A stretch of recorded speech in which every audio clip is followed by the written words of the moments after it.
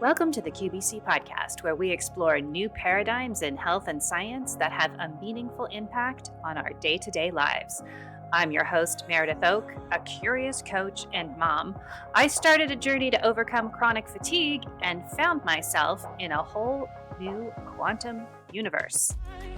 I believe new research shouldn't stay locked away in an ivory tower, and that wisdom can be found in many places and understood by all of us. To keep in touch with this podcast, the QBC free community, our episode guide, and all the show notes, please visit qbcpod.com, qbcpod.com. Let's get together to create the future we want to live in. Hey there, welcome to the QBC podcast, where we navigate the next shifts in the quantum biology revolution. There's more to health and healing than we've been told. If you feel that, you're not alone and you're in the right place. On this podcast, we explore the cutting edge of quantum biology, consciousness, and the power that we all have to shape our reality and to shape our health. We've gotten really used to feeling slightly crappy most of the time, and it doesn't have to be that way. The more that we understand, the more there are simple, practical things that we can do to create outsized effects in our day-to-day life and in our health. My name is Meredith Oak. I'm an executive coach and a mom, and I fell down this rabbit hole due to my own health challenges and the health challenges of my children. And what I found wasn't just a new modality, a new approach. What I found was a completely new paradigm in terms of how to think about health and human biology. There are a lot of brilliant academics working in this field, and a lot of practitioners applying the findings of this research in day-to-day life and to our health and healing. However, it's still not very well understood, and it's still largely ignored by the mainstream, and even the alternative health space doesn't fully grasp the concept of quantum biology and what it truly means to our health and to our understanding of ourselves and how we fit into the universe and into the cosmos. If you come from a background that understands energy medicine, or the fact that we are electric bodies and not mechanistic bodies, you're on the right path, but there still hasn't been a scientific framework that validates the mechanisms behind all of those things. And this is what's being uncovered. This is what I discovered on my health journey to get over chronic fatigue. I discovered that there's this whole new paradigm that hardly anybody is talking about, but it has huge implications for how we live our lives and how we relate to the world and how we're going to shape our future, to be honest.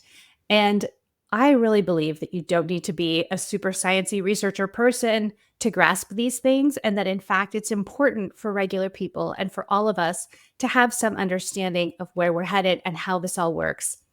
It is life-changing, it is eye-opening, it is mind-expanding, and it's ultimately extremely joyful, because so many of the things that we've been told about how our bodies works, about the finite nature of our ability to heal and recover, is wrong. And I invite you to come on this journey to explore in a fun and accessible way how to make this science work for you and your family for a more joyful, healthy, vibrant, abundant life. It's super fun. We have a new episode every Thursday. I talk to all kinds of people, from experts to practitioners to regular people who have very straightforward stories of recovery, and people who are doing mind-bending research. It's a really good time, and I look forward to having you on this journey into the new paradigm. If this resonates with you, hit the subscribe button and turn on notifications. That's the little bell with the line through it. Click it so there is not a line through it, and leave a comment. Let me know what you think. Let me know what you're wondering about. And I look forward to continuing on this journey with all of you. It's going to be a fun ride. Willie Duggan, welcome to the QBC podcast. This is going to be really fun. I'm excited to talk about lighting with you. Yeah, thanks, Meredith. Yeah, I'm really looking forward to it. Okay, so I want to get into your family history and how steeped you are in light, but I think what to just kick us off, I want to pick up what we were just discussing before I started recording. And I was saying how, you know, the audience of this podcast and people who've, been researching these types of topics, like we've all very much wrapped our heads around the idea of making sure that we have certain types of light bulbs and certain types of light emitting objects in our home that are not disrupting our circadian rhythms. And we really understand the importance of that, the importance of making sure that it's not super bright inside when it's really dark outside. And you're saying yes. And there's another layer to the conversation, which is to think about our lit environment from a holistic perspective. So say more. Yeah. Yeah. Yeah, it's not just about products, right? So products are one thing, and getting the right products. And I think there's a long way to go there as well, but at least there's sort of products appearing. But it's how those are, combined together. And that's, I suppose, in terms of lighting design, that's where I feel that there's a missing piece. As a lighting designer, we look at the whole space. We try to understand how a space works, at different times of the day. So you're trying to design, in let's say in typical modern spaces nowadays, like kitchen, living, dining spaces, there's numerous functions. You're trying to design for those different functions at different times of the evening. And how does the space feel at, when I'm watching TV but not using the kitchen and this type of thing. And there's lots of different light sources we can use, and we just need to build them into our spaces in a coherent way so that we can create scenes at different times of the day. And I think certainly when it comes into the quantum consideration, in terms of seeing it from the health perspective, I think we need to see all of that now. As I look at it as a lighting designer, we need to see all that in the health bubble, in terms of understanding it from a health perspective. But it's products, but there's lots of different products that we can integrate in our spaces in different ways, and we create different circuits that we switch on and off at different times of the day. Or this can happen automatically. Like I'm doing my own house at the moment, so I'm in the middle of trying to create a framework on this. But there are sort of lighting control options as well, where we can dynamically control the lighting as the evening goes on to give us, the correct biological signals at the right time. So it's products at a start, but I think it's how they're combined that's I think that's where we can really get huge value in. So when you talk about thinking not just in terms of what kind of light bulb is in this lamp, but you're talking about think of your home in terms of the scene. Yes. Yeah. Well, it's sort of like I say I do a lecture in lighting, and one of them is the layers of light, where we build a lighting design or a lighting scene in terms of layers. We layer one on top of the other. We talk about different types of layers of light. Like there's functional lighting. I think lighting design started very much from functional base. Do I have enough light to see? And I think quite often in spaces, particularly residential spaces, we're over lighting them. We only need functional lighting in certain locations. So let's say, when I'm cooking, do I have good quality light coming in the right direction so I'm not shadowing myself or something like this? But then you have other lighting like ambient lighting and accent lighting and sort of, to create background mood. And that's, I suppose, where lighting design would be. It's often described as the balance of art and science. So it's getting that function, but also with the aesthetic and the creating the right atmosphere and ambience. But now when we're looking at it, in terms of trying to create, that holistic health perspective, that we build those layers in till we get the function we need and the aesthetic, but we're also getting it in the right, getting the right spectrums at the right times of the day. And obviously that we're lighting from the right location. So in the evening, it needs to be much more lower level, and it needs to be much, warmer color temperature. I think color temperature, which is more towards the red end, is more like candlelight, obviously, and the blue end is more towards our sort of standard daylight. But we need to be really focused on spectrum. And I think the lighting industry sort of missed that a bit. It talks about color temperature sometimes when it should be talking about spectrum. Yeah. So yeah. No, so it's trying to look at that holistic way, trying to look at that, because there's so much we have in terms of, I know like there's certain products that are designed now for from that sort of circadian perspective, like the block blue light. I use those products. We've a young baby at the moment, and we use the red light clip on, and it's absolutely fantastic. I get a great sleep. Renewa's breastfeeding, but because we get that red light at nighttime. But there's fixed products like that we can build into our spaces. In terms of, let's say, dynamic white is a technology where we're changing that color temperature and getting down to really low color temperatures in the evening and dimming to those levels. But and then there's integrated products like LED tape, which is sort of, I don't know if you've ever seen it, Meredith, but it's sort of, it comes in rolls, and we can integrate that by hiding it. And at low level, we do it a bit, and I think it's a good solution, at skirting levels. So for the evening lighting, you're getting really low level lighting. So I think the ultimate, where do we want to get to with our lit environments? I think it's ultimately approaching it, with that perspective, and sort of building these circuits and building these scenes into our spaces. Ultimately, I don't know, where does it go? Does it become automatic? Like I would think, like I wear the blue blocking glasses, I wear them, and they're brilliant. Like they make such a difference to your sleep. And when we can't control our light environment, that's just amazing.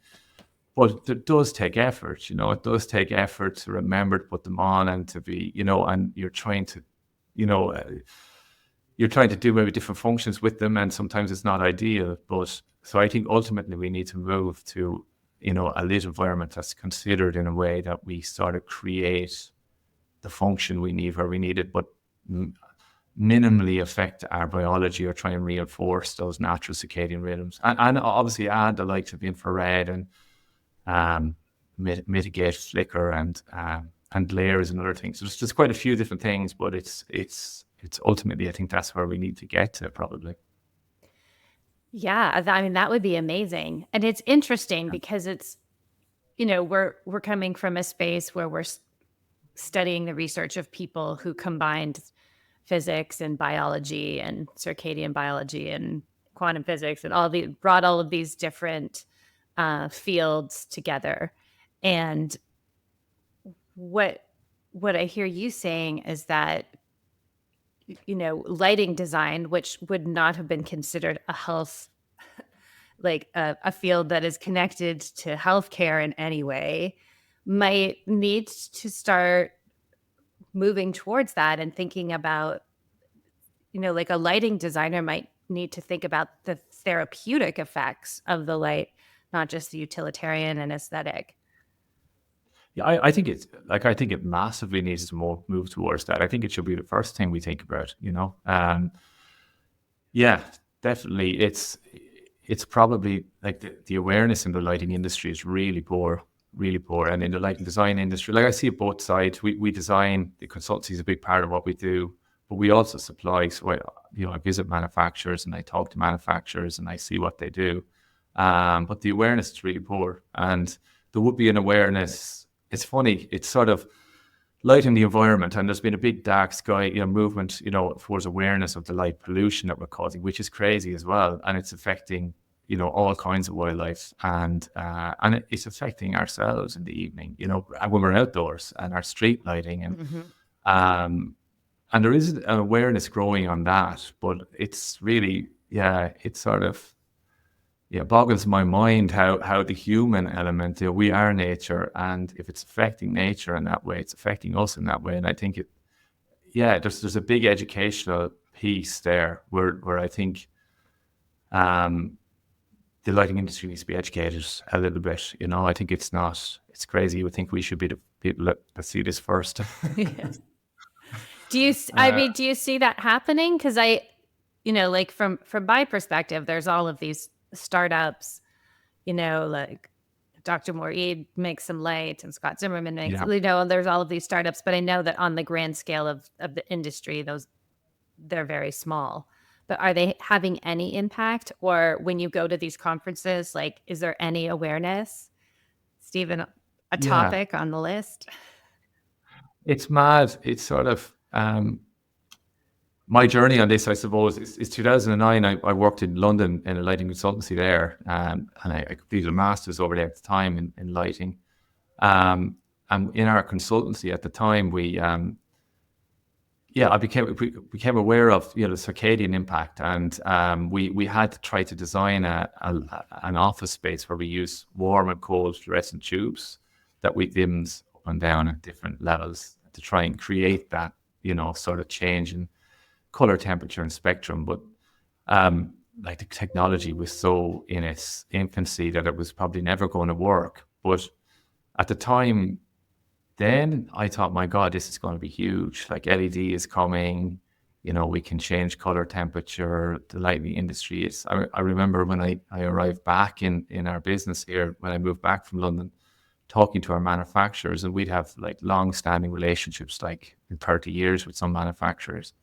I was going, you just got to get on this. It's going to be massive. And the feedback I had was, well, the science isn't there, or we don't, it's a little bit inconclusive and this type of thing. And I suppose we're all so busy in our day to day. And like for me, it was like trying to move the business forward. And I said, what a pity. I thought that this was going to be huge. And it's when I keyed back in with you guys actually, and like Caribbean Wellness, and start checking on some of those accounts, and then actually start, okay, well, I've got to look back into this a bit more again. And you see how, you guys have compiled, and Martin Moreid's Light Doctor book is just an amazing resource. It's just thousands of research papers. So the science is even more solid than, is so solid now at this stage. But it again, in the lighting industry, it's not. It nearly feels like it was 2015, 16, where they're going, oh well, no. I was at the in Europe there's a huge lighting fair in Germany, in Frankfurt, every sort of March. So I was there last year, and I walked from stand to stand. Now some of these fairs are huge. You could walk for days and days and not get through like a sort of small proportion of it. But I was going from stand to stand to stand, and there was very little. And I met one or two. I remember going to the Osram stand, who make a lot of the chips. Like, they're a huge chip company. And I started talking to one of the representatives there, going, look, making the case for why, like, this is absolutely crazy. I can't believe that there's no, where are the, you need to be really working on chips to get much closer to the spectral distribution of real light and all of that, But and he agreed with me, but it's still it just seems. He's so like, slow yeah, that's a great idea. yeah, that's great. We're not doing So this. what does the chip do? Does the chip is part of the light bulb? Yeah. Or I don't know anything about lighting. So what you have, obviously we're LED now. So the chip is like, we have an LED chip, and there's numerous parts to an LED light fitting, and you have like, generally with LED, like LED does give off heat, you need a heat sink, which will dissipate the heat, and that. The chip is going to give you your spectrum of light, and depending on the type of chip you have. Now, I've found some really good ones. There are some companies that are looking at it, like you said, Martin Moreid's, I think he's Chorus. They have a really interesting one with a purple. Where LED came from is it's got a blue. It's basically a blue light source, so it tends to be more of the blue spectrum, which is sort of causing our issues, because it's that 470 nanometer sky blue that really sort of gives us the signal of the daytime, and it tends to spike our cortisol when we don't need that to happen. So what they tend to do is cover that blue chip, and they use a phosphorus coating to try and give you a more balanced spectrum. But that's, I think, the key, in terms of trying to get the right emission spectrums. And I think I've come across a company that's now starting to put infrared into their chips, which is really, really good. Like, incandescent would have had infrared in it. Yeah. When LED came in, we so lost is that that. possible to get an infrared signal from an LED bulb? I didn't know that. Yeah. So Scott Zimmerman does it with, I think, incandescent and LED together in the one bulb. I haven't tested his bulb, but yeah, I've just got samples in there, because I've been just scouring, trying to see what I can, what's available from the Chinese companies that's showing me emission spectrums where they've got, like, broad spectrum. It seems to be infrared. I need to test them yet, but that would be amazing, because the one thing you can do with LED is you can play with spectrum, a little bit more, and tweak it and change it and stuff like that. So So it's just But a matter of programming the chip, or is there more yes, to so it? to get into the technicalities of how those chips are manufactured, But I it's just mean, probably like, if you're you know, for the industry to shift, it's just a matter of them wanting to make a yes, circadian yeah, optimized chip. It's not it, actually that hard. It's not no, like I they think can't yeah. do it. They just don't. Yeah, no, Okay. I That's think it sort of what can I be was meaning. done. It's just a focus, and part of the problem when I think about this, and we were chatting beforehand, about you were saying about the lighting industry and getting an insight into it, but I think part of the problem as well is there been such a focus on efficiency. The whole thing with Yeah. LED was it's efficient, right? And I remember at the time going, like the lumens per watt, so it's the amount of lumens you get for every watt you put in. Um, is that metric, and they're raising that metric all the time. So what it's doing is encouraging chips that are bluer because they're more efficient, and it's encouraging that. So if you want to create a chip with infrared, or you want to create a more accurate spectrum chip, it's not going to be quite sufficient. So there's one company I'm dealing with in the UK, Foss, and they seem to be very much on on that sort of more health awareness, and they have a really good chip which has a good balanced spectrum, but it doesn't. They have a second chip that they sell which is really high efficiency because the first chip isn't meeting some of the requirements. So like for some projects you need to meet a certain efficiency before they're accepted and stuff like that. So So the that's industry is being driven by this efficiency metric, yeah, and yeah. the health And implications are not even on the table. they're not. No, Okay. no.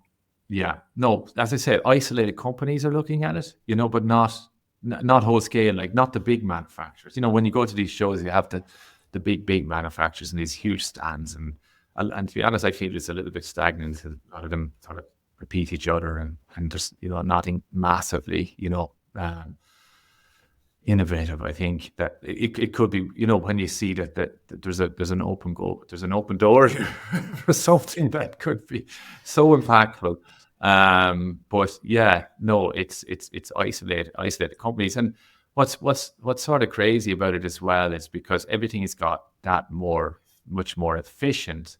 But it's been cheapened as well. Like products have got cheaper, so it's sort of being commoditized. So cheaper lighting products, more of them being sold, poor education. So, but people are putting lighting up everywhere, like and what we're doing is we're hugely increasing light pollution. So I just don't know net. If you looked at the books at the end of the day, and in net, net power consumption, are we making as massive a difference? Are we just selling more efficient fitting, but more of Right. them? No, Right. We're you know, focused on efficiency, but at the same time, we're lighting the yeah, bejesus out it's of like. everything.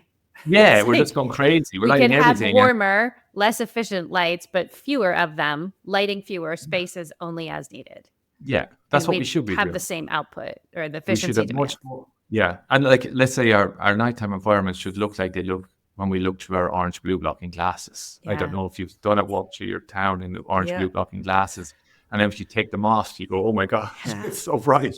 But that's the way our environments need to look, and we need to be using much less light. We need to be controlling it and using it just when it's needed, and in a really considered way. But there's just really poor education and really poor awareness out there. And it's been such a drive for, green, green, green, lots of LED, and that's going to solve the problem. But are we using it in a smart way? And I don't think we are, and not for the environment and not for ourselves, So, but it's just been very, and look, maybe it comes from a good place, but it's misdirected, It's sort of we need to see the big picture here, and I think human health should sort of be the number one thing we should be focusing on. Should be, It's yeah. crazy, yeah. And even I was at the so that was the manufacturers, which will be in Frankfurt each year. There's in Light in Europe, which is the IALD, which is the International Association of Lighting Designers, and that was in London last year.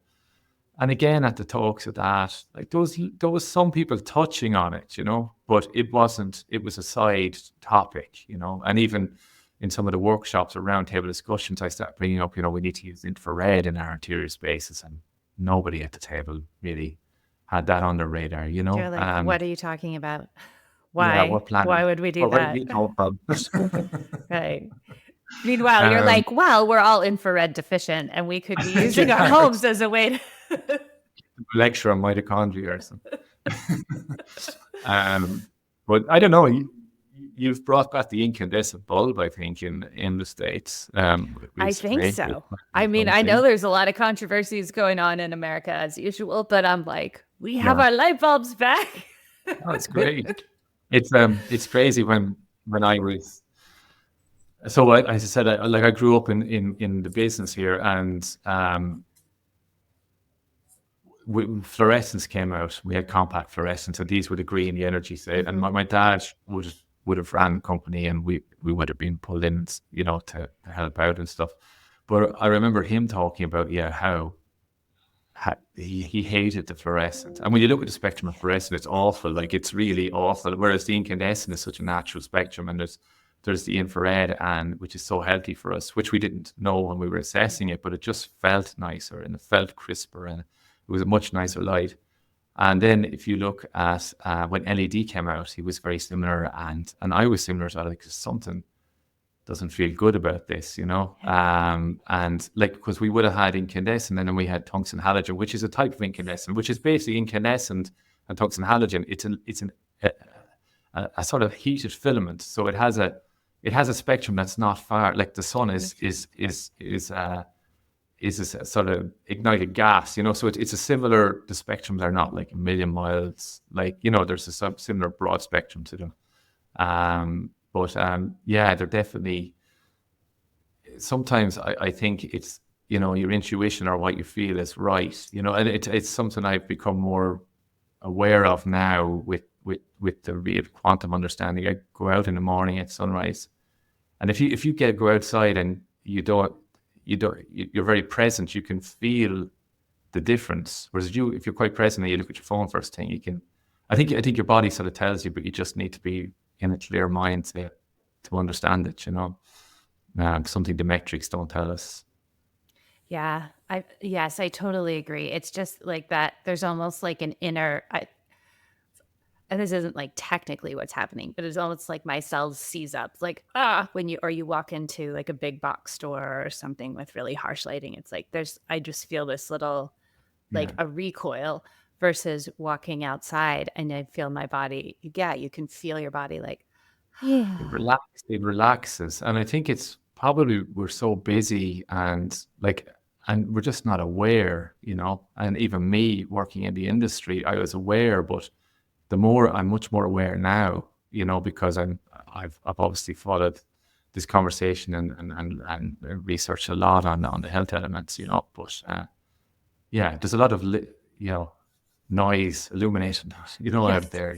Yeah. And I wanted to ask you, because you're in, like, you know, a very unique situation that I don't, you know very many people who are third generation experts in their field and like grew up in a certain you know, in a certain profession, and their father did it and your grandfather did it. So you're a third generation lighting designer. The Yeah. Willie Duggan lighting Third. design has been in, is it Kilkenny? Kilkenny, yeah. Yeah. So yes, yeah. Okay. And Very big so star. it's so interesting to me because your father did this job when you were young, and you were mentioning how like these different lights came on, and I would, yeah, like, how did your father and your grandfather respond when they, for most of their lives, were working with incandescent or the halogen, and then all of a sudden it's like, here you go with these completely new, harsh, efficient bulbs. Yeah, it's sort of, I think my father, we would have done a lot of hospitality, residential hospitality, sort of restaurants, bars, hotels, and fluorescent was out at the time, the compact fluorescent and the fluorescent, but my father kept away from it, and he stuck with the incandescent, and he stuck with the tungsten halogen, particularly because a lot of the time for hospitality, it's all about ambience, you know. It's all about how you feel. Like fluorescent would be used a lot in offices and that, but but you would never. And he just, I suppose I think he was intuitive with that as well. Like he was very much into, he was very good design head, and he'd sort of see that doesn't. We would have used xenon actually. There was a xenon light source, which is a beautiful light source. It's a really warm light source. And he would have worked with those light sources. He would have kept away from the fluorescent, purely because it just didn't give the right feel. And it's sort of funny because we would always design our hospitality spaces. If you're going to design a hospitality space from a lighting perspective, well, lighting needs to get warmer as the evening goes on, and it needs to get lower and dimmer. So in any really lovely restaurants that you go to that feel great, they have a very warm color temperature that gets warmer as the evening goes on, which is exactly what our biology needs, and it's exactly how our interior spaces should be. So again, it's sort of that intuition, it was designed that way for ambience, not for health, but it is along the lines of the way we should be designing for But our then health. what is ambiance? It's what makes us feel good. Feel good. What makes us feel good Yeah. is the light that is most appropriate for our biology. Yeah. No, So I agree, these are secrets to these are secrets to making your space feel extra warm and cozy and hospitable. So to have the temperature, the frequency, the brightness dim over the course of the evening. Yeah. Like as I said, I'm doing my own house at the moment, so it's sort of like it's just so timely, actually, to be honest, that I'm doing my house at this time because I have the opportunity. Like it's quite often with our clients, you don't get a blank canvas. I'm the client. Yeah. So I can do what I want, and I'm really trying to look at it, and it is that I'm trying to use it as an opportunity to say, okay, I'm frame, because I think residential homes are probably the most important, because we spend our times there at crucial times of the day. It's the morning, it's the evening, it's when we're getting those important cues, sunrise and sunset. It's the evening, obviously, when we're preparing for bed. And I think, I think being outside and daylight has to always be the gold standard. Like that, and I think the message and the education message has to be people have to get outside as much as possible. And I think with our artificial light, we're trying to reinforce our biology, but mitigate any harm that we do.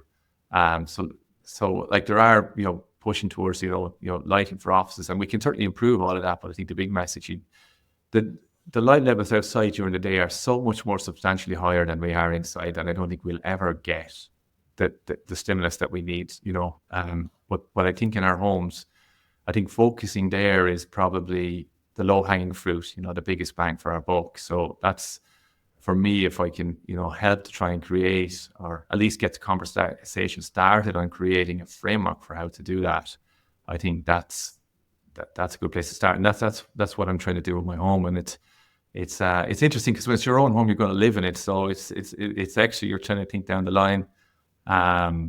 So yeah, it's So what are some things that you're doing in your house that you think might be sort of innovations in how to think about lighting? Like you mentioned the strips. Are you putting those at the bottom of the wall, or? Yeah. So what I'm doing in there's a number of different things again I try to even put it into I lecture a bit, so I'm trying to create a lecture in parallel to do my house, but based on some of the stuff that I'm looking to do in my home. Oh, that would be amazing. Sorry to interrupt. That would be amazing. You could come and you could give a talk on how to light your home, that's what I'm going to do. Yeah, beautifully, aesthetically, and biologically aligned. I'm doing a video series, actually, if anybody wants to follow it. Great. I'm sure they would. Yeah. So okay. So your house.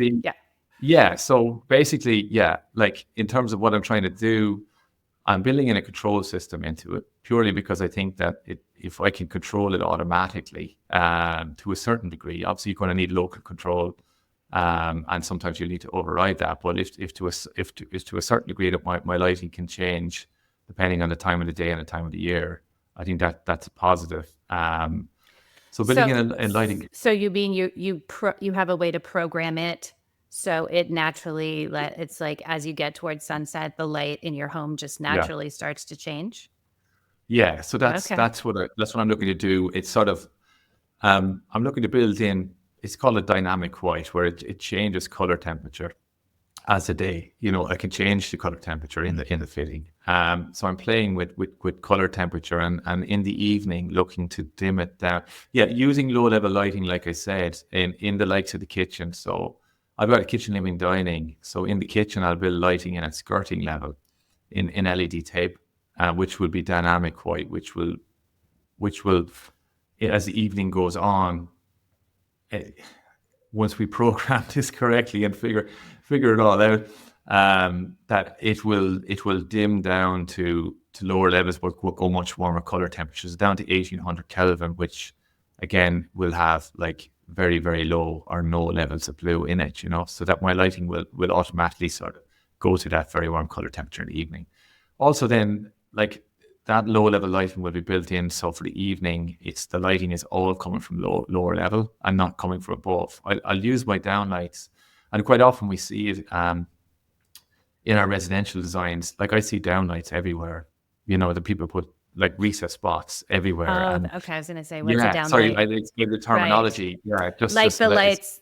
Yeah, recessed in the ceiling. Yeah, in the U.S. and Canada, or actually even in Europe, everywhere I've lived, that's just what you do. You put all these holes in the ceiling and you put LEDs in them. It's crazy. It's just like because what all you get from that is functional light, and to be honest, in most of your home, you want ambient, relaxing light. You need functional light in your kitchen. You need functional light at the mirror in your bathroom. You need functional light when you're reading. But other than that, you're looking to create atmosphere. And now, in the quantum lens, we're looking to reinforce our, getting the light from the right location. Like, I think during the day, I'm going to use those overhead lights in the kitchen. In the evening, it's going to be low level lighting in the kitchen and dining area. And table and floor lamps are good for that too, because they're at a lower level, and so it's more indirect light. Glare is a big thing in with LED. In glare is like, where it's LED as a light source can be very intense, and which again is not comfortable. So I tend to try to use light fittings where the LED sits back and you don't see the light source. Or with the likes of LED tape, if you integrate it and hide it, so if you have it at skirting level and you don't see it, but it just creates it low on the floor, then that's much more comfortable to the eye. It's not a bright glaring light source. It's an indirect reflected light. So in general lighting, that would be my approach, is just more reflected light that you're not looking directly at the light source. So yeah, flicker is a big thing that I'm looking to create, zero flicker. I'm looking to bring in infrared if I can. I'm testing out some products that just came in. You can buy infrared LED tape as well. I'm looking to. It's tricky as well, because what I'm nervous of, and this is an evolving sort of, and I think it will keep evolving. What I'm nervous of is creating unintended consequences, if that makes sense. I think we overestimate our understand, and also trying to build in an ability to upgrade, because I think our technology is going to keep changing, and we're going to learn more. And when we do, we need to be able to follow that a little bit, So those are probably the main principles, trying to create those circuits in the right locations for the right time of the day, have the lighting spectrum change as the evening goes on. If we can do that automatically, that's all the better. Manage flicker, go for flicker free, and try to maybe introduce infrared back into the space. So yeah, I'm testing this Chinese company's bulbs that have come in and have infrared supposedly. So I'm going to see how those work. And so that's the principles. But then each space is a little bit different, So, but you're trying to move from. Again, what are we doing? We're trying to replicate to a little degree what's happening outside. Lots of windows is the other thing, Meredith. Yes. Actually, I have lots of windows, and I've orientated my desk that I'm working at. It's going to be at an openable window that faces the data open, so I get full data, because I actually think that's the most important thing. That lots of glazing, we're south facing, openable windows that are facing the right direction, that I can, because that, like, during the daytime, I'm thinking, if I can, as long as the weather is suitable, if I can have my windows open, and then in the evening just sort of use my artificial light very mindful way, I think that's the best sort of, solution. Yeah. So And loads of information. yeah, there's so much there. And it's interesting too, because I hadn't thought about it quite that way. But um what was the light that you were calling LEDs, or light productive light, or what was the term you were using? For LED or Or for just the for difference between ambient light and light when you need to yeah. do stuff. What were you calling Yeah, it? so there's functional light, right? Okay. Functional lighting, which is like just task lighting, which is giving you the light you need to read or to cook to cook, or any of those functions, and then there's sort of ambient, which is more relaxing background lighting. Um, so yeah, Yeah. there's a It's number of layers. interesting that we have created environments that have almost exclusively task lighting. It's like, Yeah, I it's think it says crazy. something about our culture as well, though, that we have a expectation that we're going to be productive all the time, and we don't even, you know, Yeah, create homes or living spaces that take into account times where we're not task focused. yeah, and the lighting started with the cask. The lighting industry, and let's say lighting design, was obsessed with task lighting. As part of Right. my masters in London, I had to one of the assignments we were given was to do a report on lighting research from 1970 to 2009, which when I was doing it. And as I worked through all the research, well, two things, a number of things struck me. There was a small group of researchers that were commenting on each other's papers, so it was quite a small sort of community. And they kept focusing on how much light you needed for this task, how much light you needed for that task. And I was like, by the time I got to the 90s, I was here. Do they not realize? But they kept going down this task route, and really they came to the conclusion that the eye is incredibly adaptable. Like there's general sort of guidelines. They don't need to be that stringent, but the eye is just incredibly adaptable. And the one thing that struck me with it, and it does a lot. I think light has been in the public consciousness and most people's consciousness, like it's purely a functional thing. How much light do I need to see, and that is it. Yeah. Rather than no, there's an emotional aspect and there's a huge health aspect. So yeah, and the lighting researchers were like that, but it struck me how caught in their lane they were. How the industry just went off one direction, and everybody was doing it, so everyone just kept doing it. And it's something that really I think is great with the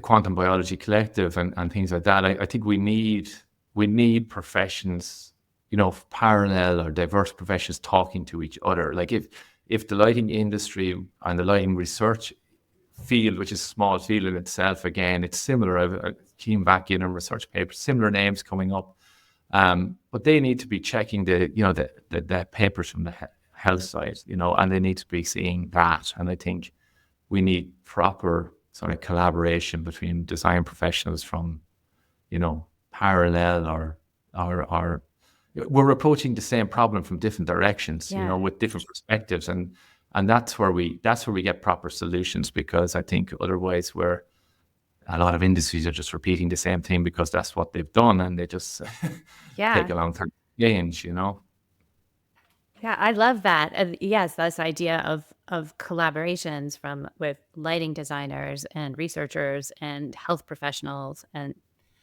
It's just sort of regular people who don't want their homes to be quietly causing chronic illness. yes, yes, yes, yes. Which that sort of brings up, I was like delighted to have you join the cohort, the most recent cohort for the applied quantum biology certification. And you're definitely our first lighting designer to come through. And as you were saying, to have that like cross-disciplinary community, I think is one of our main goals. So thank you Yeah. for bringing the lighting design industry into the fold. But how'd you get here? How did I get here? Yeah, I suppose. Obviously, I grew up in lighting, and yeah. So it's been part of my life. I became an engineer, and I or worked for a number of years in engineering, and then became a lighting designer, moved back to the family business here. So lighting has been a huge part of my life. But I also had sort of health journey, I suppose, like a lot of people in this world. I had a stroke in 2013 from a rugby injury. I was just tackling a guy, and I just ended up with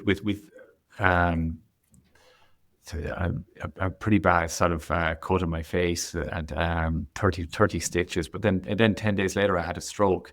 So it was sort of, it was a crazy set of circumstances. Actually, it was the clotting from the cut that caused the stroke. I was going to say, that's awfully young to have a stroke. I see. Yeah, 33 was crazy time to age to have it at. But it's sort of, and I had a sort of random stroke. So it sort of healed, like initially I had issues with sort of, coordination and movement, my voice and eyesight and stuff like that. But that sort of over the space of a number of weeks started to heal. And I suppose if you had met me 2 or 3 weeks afterwards, you might have said, God, he looks pretty good, And I thought maybe I'm pretty good, but I tried to get back to work and managing business. It was absolutely crazy. Like the guidance was pretty poor. I think they don't deal with 33-year-old stroke patients that often, and I think the guidance might have been, if I was maybe in my 70s and doing less, it might have been different.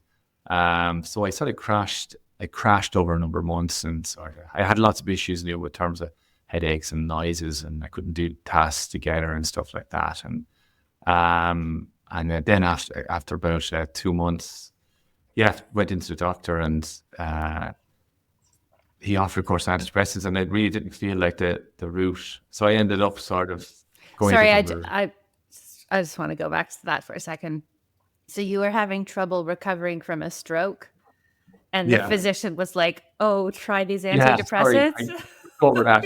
Yeah, it just for me, it just really grated. It just felt like, hold on a second. Well, because you're not depressed, you're injured. That's crazy. Yeah, like I had a lot of anxiety, and that comes with brain injury. But it was, to me, it was like, God, I think I need to rest. I think I need something else. And I got into meditation and sort of went down that route.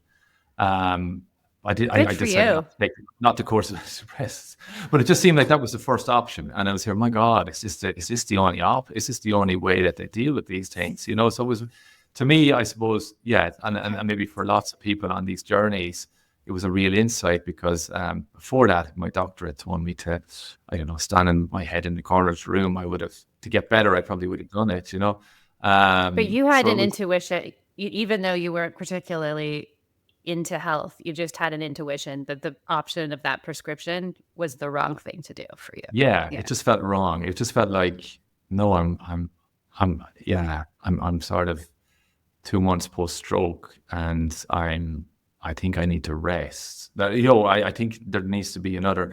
It wasn't, the context probably didn't seem to be considered, and it was more, this is a solution, and maybe this will sort you, but it didn't seem very considered. So, I ended up taking my own journey then. I researched antidepressants, which was eye-opening, and researched the brain health. I had a crazy occurrence about 3 months after that. I went to Portugal with my parents just for a break, and we ended up in a retreat outside of Lisbon, and there was a bunch of brain scientists having a sort of a retreat brainstorming session or something. And you ended up at the same hotel as a brain science retreat.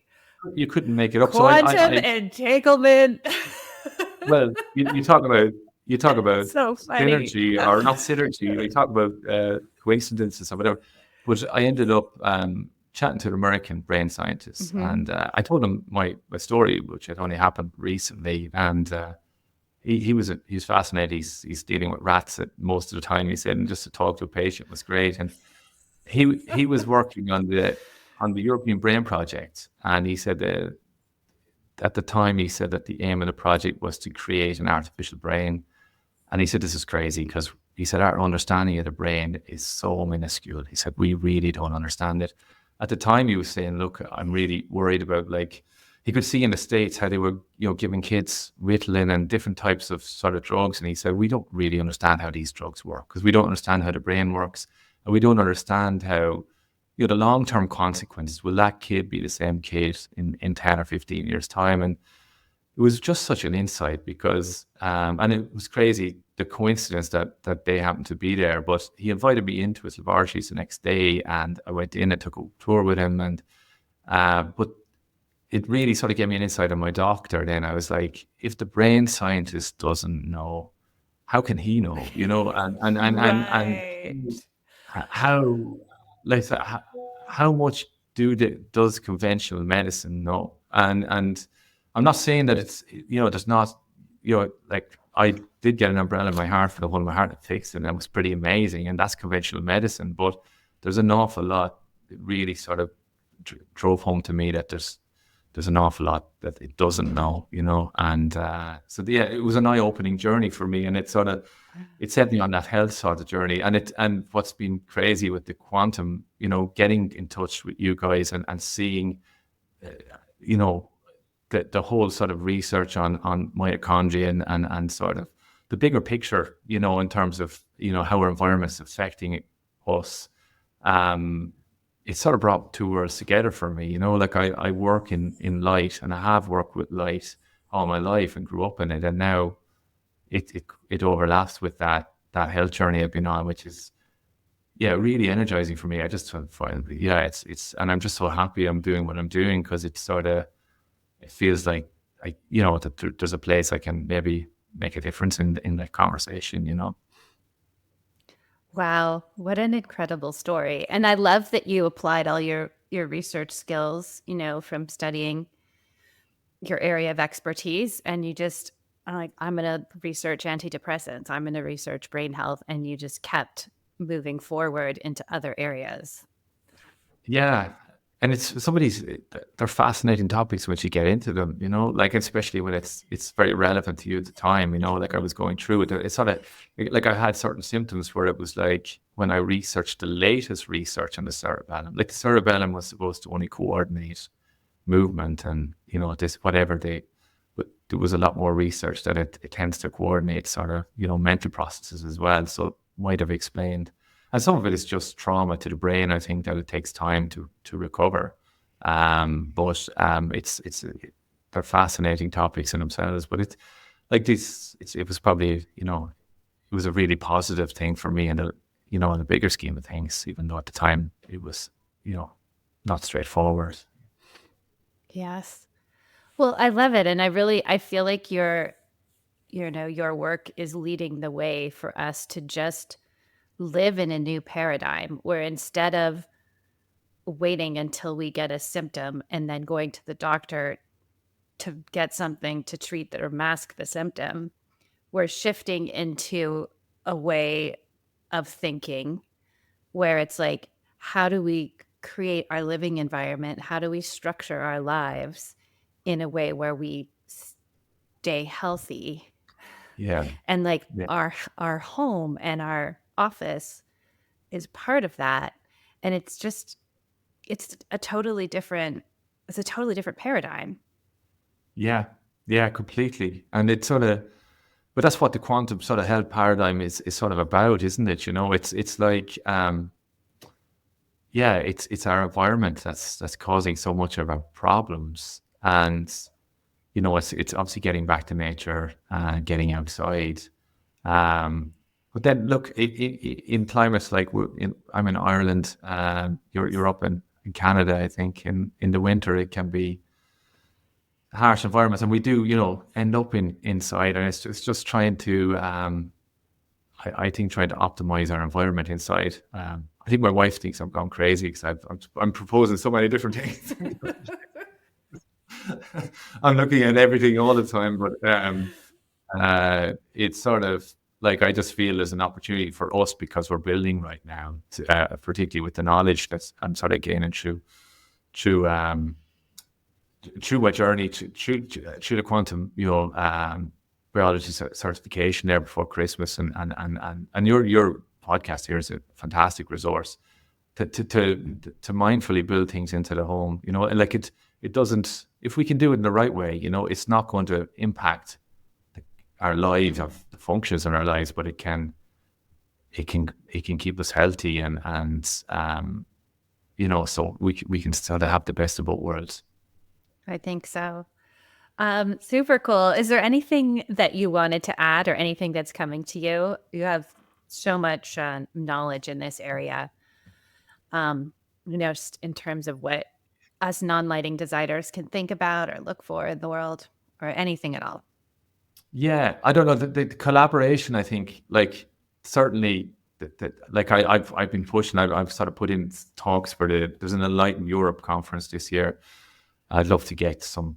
I think we need the two worlds speaking to each other. I think the lighting design world, right? So it's the lighting designers and the likes of at the likes of the lighting designers push the manufacturers, and it's the lighting designers that create the standards. So there's standards and recommendations that are created, and it's you have engineers that would be and architects that will work a lot off these lighting and recommendation standards, but it's the lighting designers that drive those and make the changes to those. So I think it's been huge. Like for me, we've been trying to create in our business here a co-creative space, and we have created a co-creative space. But the vision was to bring your light professionals together, people you're working in light from visualization because it's actually a very exciting time in lighting. We can play with light, like color. There's light art. There's light festivals. So there is exciting. I know it's junk light, but I mean, we can use it at certain times of the day to create some beautiful lighting is a beautiful medium to be creative with.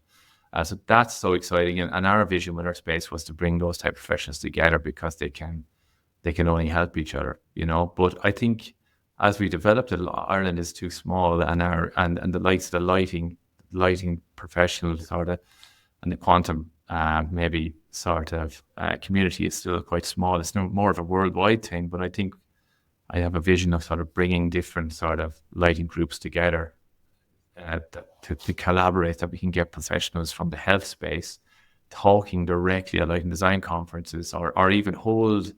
I know there's a water conference, but I don't know, sometime in the future, could there be one based around light where we get.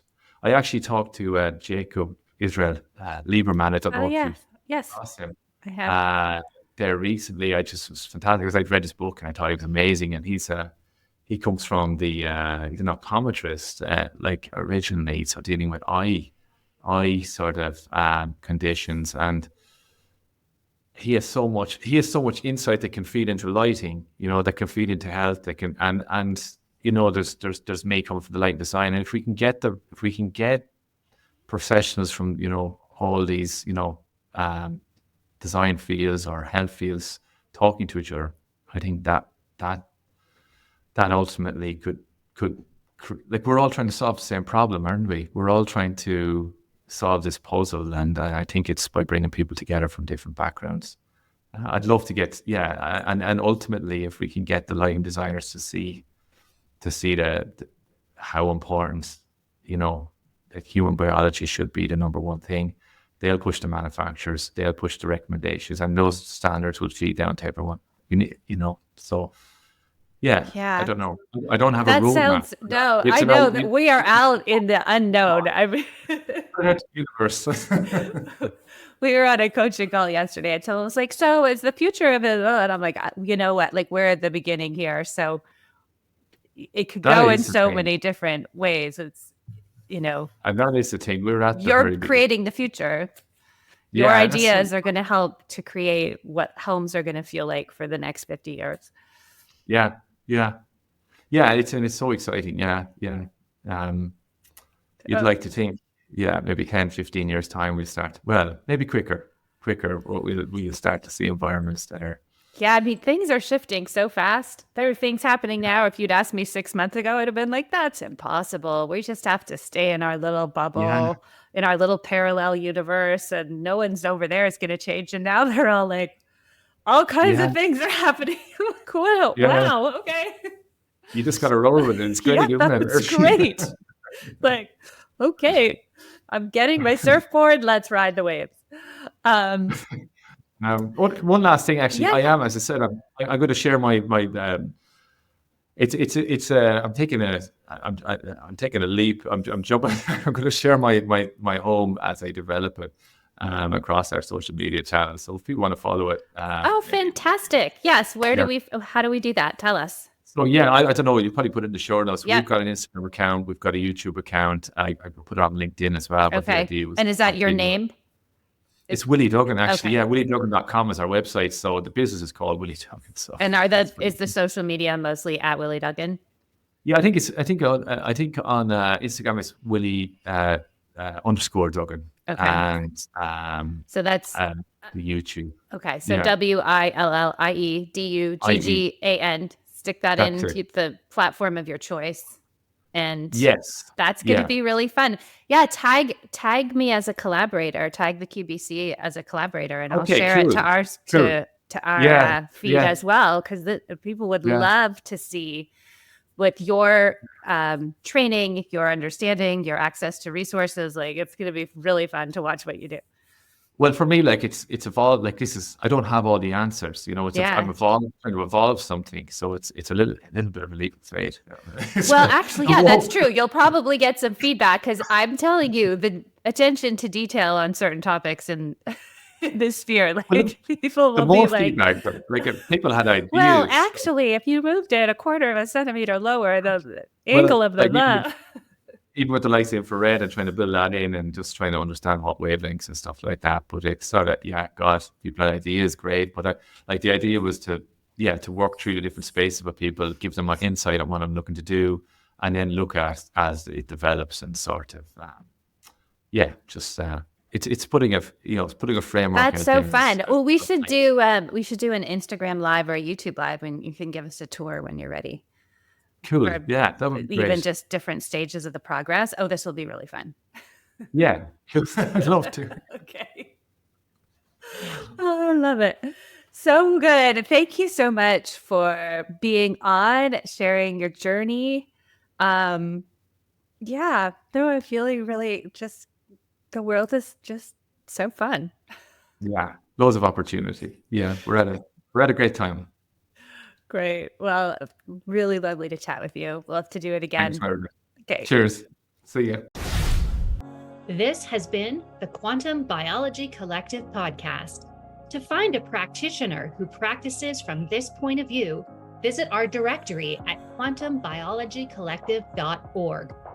If you are a practitioner, definitely take a look at the Applied Quantum Biology Certification, a 6-week study of the science of the new human health paradigm and its practical application with your patients and clients. We also love to feature graduates of the program on this very podcast. Until next time, the QBC.